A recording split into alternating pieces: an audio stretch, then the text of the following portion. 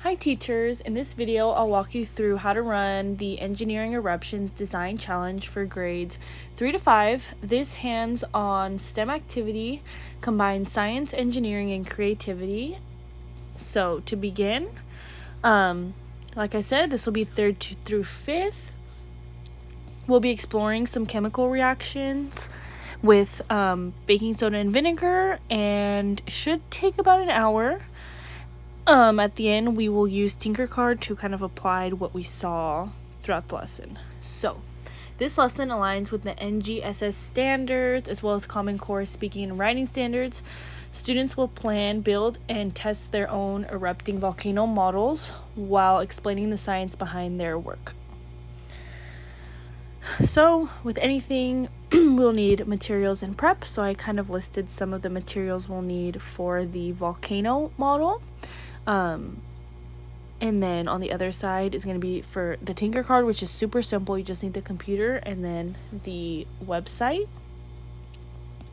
So to apply this in the classroom, we can start off by showing a real eruption, so a visual first, and then we can show a visual of what the activity will look like. We can look it up on YouTube, just a volcano eruption with baking soda, and then we can have an after activity review. So when we're done with that, with the Tinkercard, I put some instructions on here on how to do the Tinkercard. At the end I will put a model, but just kind of log in, you set up the work plane, you want to build the base, and then you can start designing how you want the volcano to look, and then you can add lava to it, customize the design, and then we'll save and export it. The whole goal is to get the students to create or engineer what they saw the volcano happen with the chemical reaction onto the Tinkercard platform. So kind of like a volcano with the lava coming out. Here's the model that I created. It's really simple. You know, this is for grades 3 to 5, so I wanted to make it easy, kind of like the cone with the red lava coming out, and then I also provided a video. So on here, we're going to go, I already logged in, so we're just going to click create a 3D design, and then we'll wait for it to load. Okay, so the work plane, you can see it has the grids. We have all these different shapes that we can use. I kind of scroll through them a little bit. I think I end up picking the cone. You can put that down. It gives you the ability to kind of mess with the shape, drag it, make it taller, make it wider.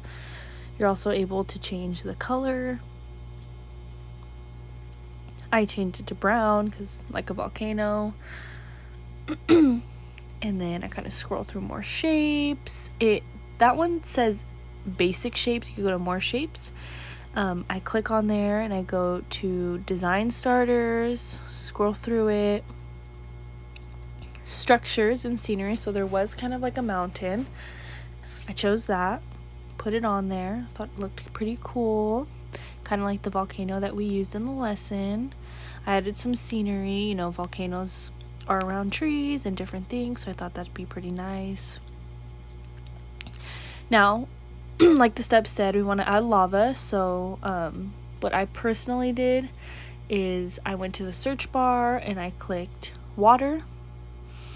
It came up with like a little thing that kind of looked like something was flowing out, so I used that. Again, it lets you kind of manipulate it.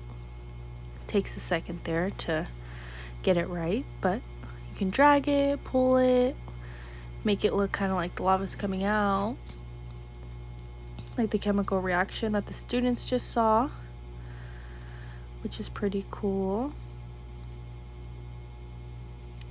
It also gives you the ability to change the color, so I changed it to red like lava.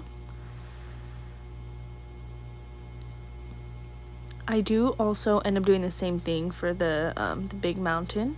So like I said, it takes a little bit to pull it and drag it, but it will work and it looks kind of like lava coming out. Again, we just want them to get the idea that it created a chemical reaction and then flowed out just how we see it in actual volcanoes.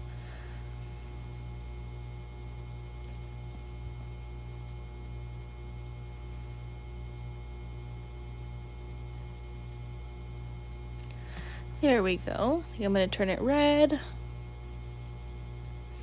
Perfect.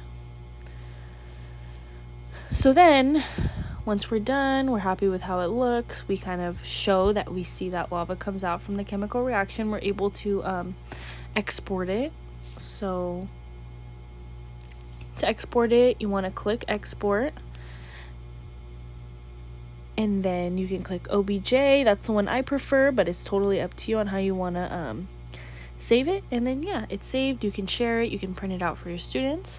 So some final points is this lesson always gets students excited and talking about science. The key to success is organization, prep, and protect your work surfaces. Give the students room to explore and problem solve, and more than anything, have fun with your students. When you're having fun, they're having fun, and it creates a good environment.